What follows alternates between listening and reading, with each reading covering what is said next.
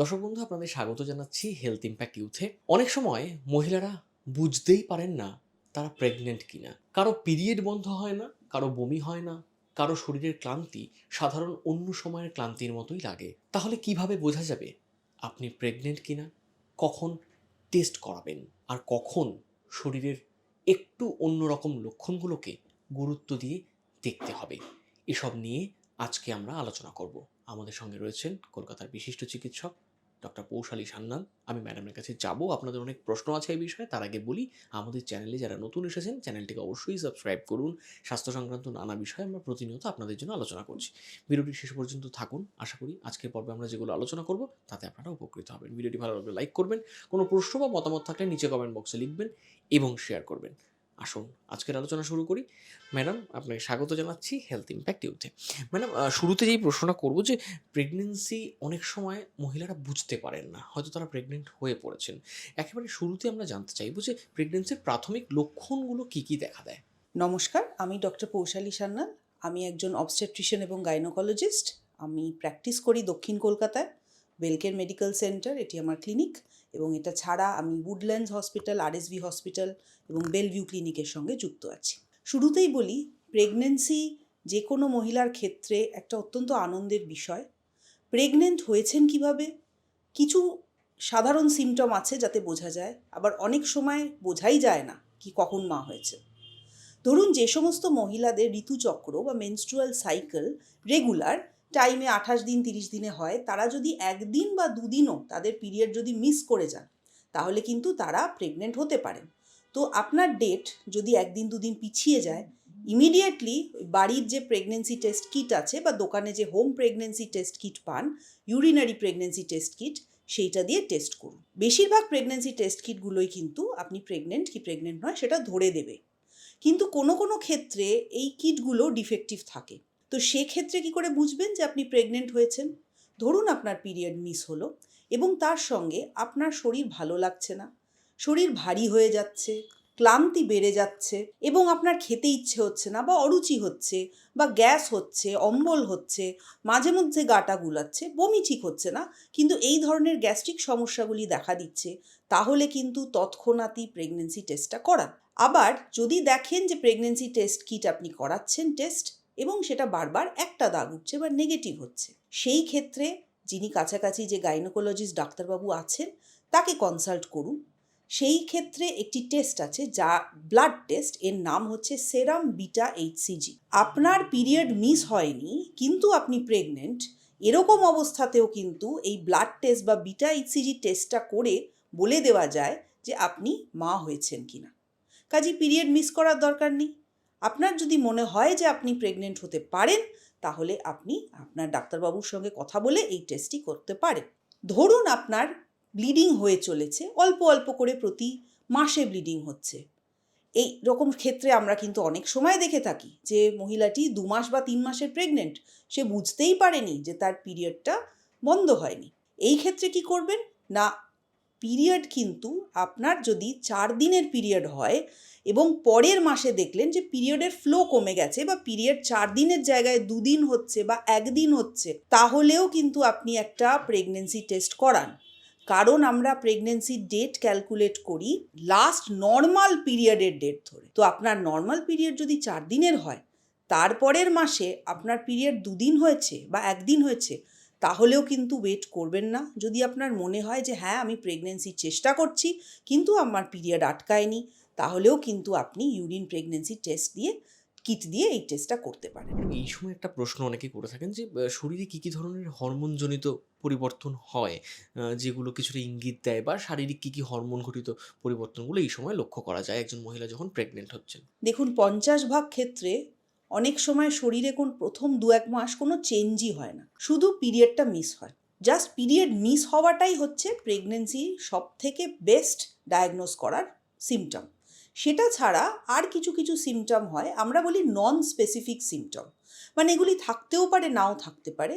কিন্তু হ্যাঁ, আপনি হঠাৎ করে দেখছেন খুব ক্লান্ত হয়ে যাচ্ছেন, পিরিয়ড 1-2 দিন মিস হয়েছে, আপনার খেতে ইচ্ছে করছে না, ঘুমটা কমে গেছে, কীরকম প্যালপিটেশন বা একটু শ্বাসকষ্ট হচ্ছে, আপনার শরীরটা ভারী হয়ে যাচ্ছে, তলপেটটা কেমন ভার ভার লাগছে, বা আপনার ইউরিন বা পেচ্ছাপ বারবার আপনাকে যেতে হচ্ছে, আপনার কনস্টিপেশন হচ্ছে, কিছু খেলে আপনার পেটটা ফুলে যাচ্ছে, মনে হচ্ছে পেটে অনেক গ্যাস হয়ে যাচ্ছে, বা খাবার ঠিক করে হজম হচ্ছে না, বা খাওয়ার পরে ভীষণ অম্বল হয়ে যাচ্ছে, আপনার মনে হচ্ছে আমার বারবার অ্যান্টাসিডের প্রয়োজন, এই সব লক্ষণ যদি লক্ষ্য করেন তাহলে কিন্তু প্রেগনেন্সি প্রথম 3 মাসের হওয়ার একটা চান্স আছে। এটা ছাড়াও গা গুলানো বা বমি ভাব, আমরা যেটাকে মর্নিং সিকনেস বলি, কিন্তু সবসময় সেটা মর্নিংয়ে হয় না, সারা দিনেই হতে থাকে। যদি দেখেন যে কিছু খাওয়ার পরেই আপনার ভীষণ গা গুলিয়ে উঠছে, আপনার একটু খেলেই পেটটা কেমন ফুলে যাচ্ছে, বা সারাদিন মনে হচ্ছে আমার গাটা বমি বমি করছে, জলও খেতে ইচ্ছে করছে না, কোনো খাবারও খেতে ইচ্ছে হচ্ছে না, তাহলেও কিন্তু আপনি প্রেগনেন্ট হতে পারেন। তো এই সব লক্ষণগুলো যদি শরীরে লক্ষ্য করেন তাহলেও কিন্তু আপনার প্রেগনেন্সি থাকার সম্ভাবনা আছে, এগুলোকে উপেক্ষা করবেন না। প্রেগনেন্সি একটা এমন ব্যাপার, প্রেগনেন্সিতে কি হয় না, আমাদের শরীরের যে normal oestrogen, progesterone, LH, FSH যে হরমোনগুলি পিরিয়ডের সময় তৈরি হয়, সেই হরমোনগুলি ভীষণ কমে যায়, এবং বিটা এইচসিজি বলে একটা হরমোন আছে, এই হরমোনটা অনেক বেশি বেড়ে যায়। এই বিটা এইচসিজি হরমোনটি প্রেগনেন্সিকে গ্রো করতে এবং তার সঙ্গে প্রেগনেন্সিকে যে খাবার দেয় বা বাচ্চাটিকে যে খাবার দেয়, সেই প্ল্যাসেন্টা তৈরি হতে হেল্প করে। তো বিটা এইচসিজি হরমোনটি কিন্তু প্রেগনেন্সিতে অনেকটাই বেড়ে যায়।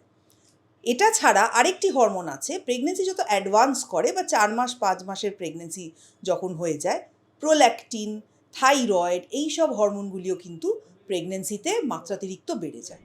ম্যাডাম, এবার যদি একটু প্রশ্ন করা যায় যে প্রেগনেন্সি টেস্টটা কবে করতে হবে, কখন গিয়ে আমার মনে হবে, একজন মহিলা মনে করবেন যে আমার একটা প্রেগনেন্সি টেস্ট করা উচিত? যে মহিলাদের 28 দিনের সাইকেল হয় বা 29-30 দিনের সাইকেল হয়, আপনার যে নর্মাল পিরিয়ড হওয়ার ডেট সেটা যদি 1 দিন 2 দিনও আপনার মিস হয়, তাহলে কিন্তু আপনি ইউরিন টেস্ট কিট বা হোম প্রেগনেন্সি টেস্ট কিট, যেটা ওষুধের দোকানে পাওয়া যায়, সেটা দিয়ে প্রেগনেন্সি টেস্ট করতে পারেন।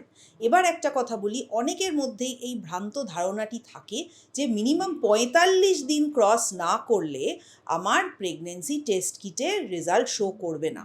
এটা কিন্তু ভুল ধারণা। যা আপনার যেটা পিরিয়ডের ডেট, আপনি যদি একদিনও সেটা ক্রস করেন তাহলেও কিন্তু এখনকার দিনের হোম প্রেগনেন্সি টেস্ট কিট সেটা টেস্ট করতে 99% ক্ষেত্রে সক্ষম।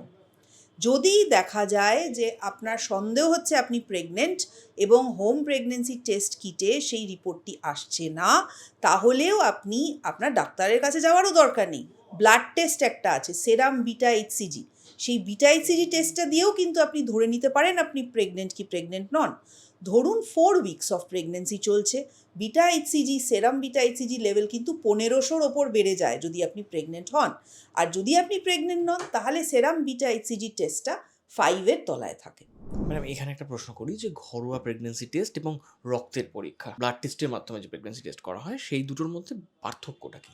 ঘরোয়া প্রেগনেন্সি টেস্ট সেটা আপনার সকালবেলার প্রথম ইউরিন স্যাম্পলটি দিয়ে টেস্ট করা হয়। আপনি ইউরিনটা ধরলেন সকালে, সেটা 2 ফোঁটা নিলেন এবং এই যে কিট আছে একটা নির্দিষ্ট স্থানে সেই 2টো ফোঁটা ফেললেন। তারপরে যদি আপনার ওই টেস্ট কিটে 2টি দাগ আসে তাহলে বুঝবেন আপনি প্রেগনেন্ট, একটা টেস্টের দাগ, একটা কন্ট্রোলের দাগ। এবার কন্ট্রোলের দাগটা সবসময় গাঢ় দাগ হয়, এটা মনে রাখবেন। যদি আপনার প্রেগনেন্সি একদম ছোট হয় তাহলে যে টেস্টের জায়গায় যে দ্বিতীয় দাগটি সেটি খুব হালকা হয়, খুব হালকা হলেও বুঝবেন এটা আর্লি প্রেগনেন্সি। আর যদি দেখেন আপনার মনে হচ্ছে আপনি প্রেগনেন্ট কিন্তু আপনার কিটে ইউরিন প্রেগনেন্সি টেস্ট কিটে আপনার কন্ট্রোলে একটাই দাগ আসছে, তাহলে কনফার্ম করাতে ব্লাড টেস্ট করুন। এই ব্লাড টেস্টটা হচ্ছে আপনার শরীরে রক্ত টেনে হয়, তাতে বিটা এইচসিজি বলে একটা হরমোন, যেটা প্রেগনেন্সি স্পেসিফিক হরমোন, সেটা প্রচুর বেড়ে যায়। যদি এটা 15-র বেশি হয় তাহলে আপনাকে ধরতে হবে আপনি প্রেগনেন্ট। 3 সপ্তাহ বা 4 সপ্তাহের প্রেগনেন্সির ক্ষেত্রে 4 ডিজিটের ভ্যালু আসে, 1000-এর ওপরে আপনার pregnancy beta HCG hormone level দেখা যায়। তো একটা ব্লাড থেকে হয়, একটা ইউরিন থেকে হয়।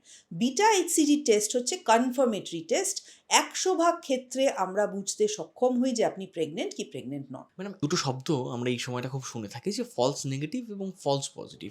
এই দুটো কি একটু যদি বুঝিয়ে বলেন। ফলস নেগেটিভ বা ফলস পজিটিভ, এই কথা দুটি আমরা সাধারণত এই ইউরিন দিয়ে যে হোম প্রেগনেন্সি টেস্ট কিট দিয়ে আমরা প্রেগনেন্সি টেস্ট করি তার ক্ষেত্রে আমরা ব্যবহার করে থাকি। ধরুন ফলস পজিটিভ টেস্ট হওয়া প্রেগনেন্সির ক্ষেত্রে খুবই অস্বাভাবিক, একমাত্র যদি কিটটি ডিফেক্টিভ থাকে এবং আপনি প্রেগনেন্ট নন, আপনার অনেক ক্ষেত্রে ওই ফলস পজিটিভ বা একটার জায়গায় দুটো দাগ আসে। আবার একটা ক্ষেত্রে একটার জায়গায় দুটো দাগ আসতে পারে টেস্ট কিটে, যে ক্ষেত্রে আপনি ভাববেন ফলস পজিটিভ। এই যে বিটা এইচসিজি বা হরমোন বা এই ইউরিন প্রেগনেন্সি টেস্ট কিট, আপনি যখন পাত্রে দুটো ফোঁটা ইউরিন দিলেন, আপনি 1 থেকে 2 মিনিট ওয়েট করবেন রেজাল্টটা দেখার জন্য। যদি আপনার 2 মিনিটের মধ্যে সেকেন্ড দাগ টেস্টের জায়গায় না ওঠে, তাহলে আপনি প্রেগনেন্ট নন। অনেক ক্ষেত্রে এই প্রেগনেন্সি টেস্ট কিটগুলি যদি আপনি সারাদিন রেখে দেন, তাহলে 1 ঘন্টা পরে দেখবেন আপনার কন্ট্রোলে একটা গাঢ় দাগ আর টেস্টের জায়গাটা খুব হালকা, প্রায় না দেখতে পাওয়ার মতন একটা দাগ দেখা যাচ্ছে। এবার সেইটার মানে কিন্তু সেটা ফলস পজিটিভ, আপনি কিন্তু প্রেগনেন্ট নন। কাজেই আপনি প্রেগনেন্ট কি প্রেগনেন্ট নয় এটা বুঝতে গেলে আপনাকে 2 থেকে 3 মিনিটের মধ্যে টেস্টটি করে দেখতে হবে। এর মধ্যে দ্বিতীয় দাগ না উঠলে আপনি প্রেগনেন্ট নন। তাহলে এইটা হলো ফলস পজিটিভ, যেটা কিট বেশিক্ষণ রেখে দিয়ে দ্বিতীয় দাগটি আমরা দেখতে পারি।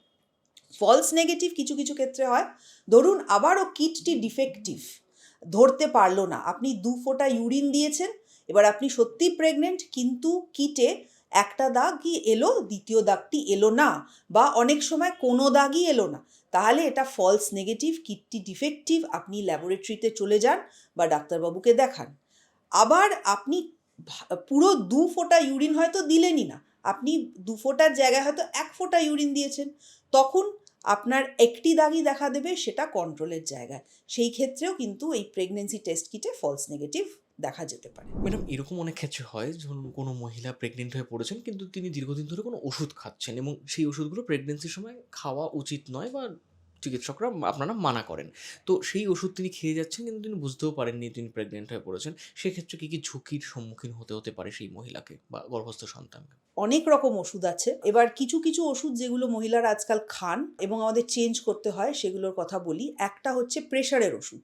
অনেক রকম প্রেশারের ওষুধ আছে যেগুলি কিন্তু প্রেগনেন্সিতে খাওয়া যায় না। তো সেগুলি খেতে খেতে যদি আপনি প্রেগনেন্ট হয়ে পড়েন, তাহলে অবিলম্বে আপনার গাইনোকোলজিস্টকে কনসাল্ট করতে হবে এবং সেই ওষুধগুলি বন্ধ করে, যেগুলি প্রেগনেন্সির ক্ষেত্রে ঠিকঠাক ওষুধ, যাতে আপনার বাচ্চার কোনো অঙ্গহানি হবে না, ইমিডিয়েটলি সেই ওষুধগুলিতে আপনাকে পরিবর্তিত হতে হবে। অ্যান্টিসাইকোটিক ড্রাগ কিছু আছে যেগুলো মানসিক সমস্যার ক্ষেত্রে মহিলারা খেয়ে থাকেন, তার মধ্যে লিথিয়াম নামক 2-1টি ওষুধ আছে।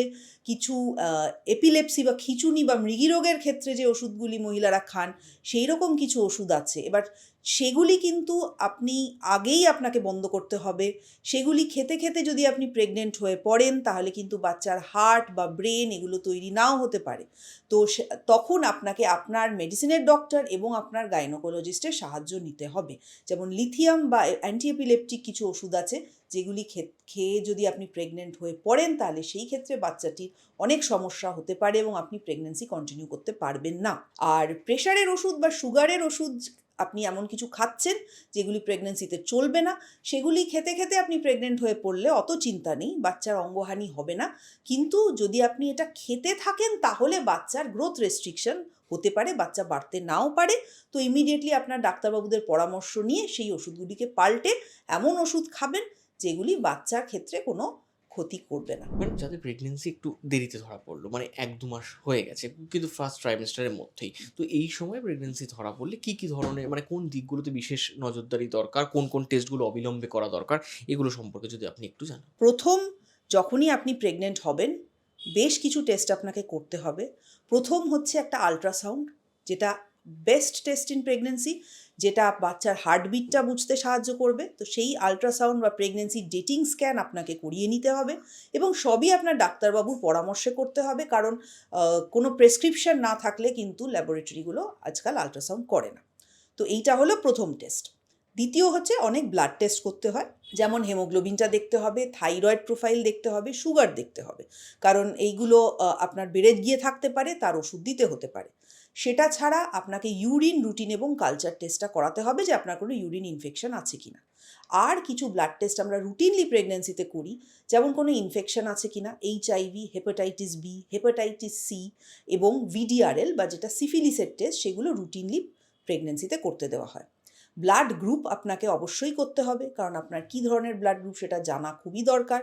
আরেকটা হচ্ছে থ্যালাসিমিয়া টেস্ট বা থ্যালাসিমিয়া স্ক্রিন, এইটাও আপনাকে করিয়ে নিতে হবে যে আপনি থ্যালাসিমিয়া কেরিয়ার কিনা সেটা জানার জন্য।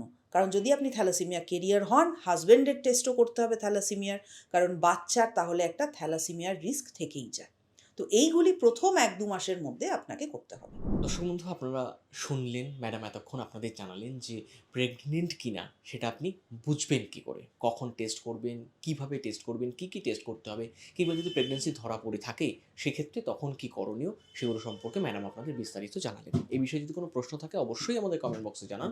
আপনাদের প্রশ্নগুলো নিয়ে আমরা পরবর্তীতে আবার আলোচনা করব। আজকের মতো এখানেই শেষ করছি। ভালো থাকবেন, সুস্থ থাকবেন, সুস্থ সন্তানের জন্ম দেবেন এই কামনাই করি। ধন্যবাদ।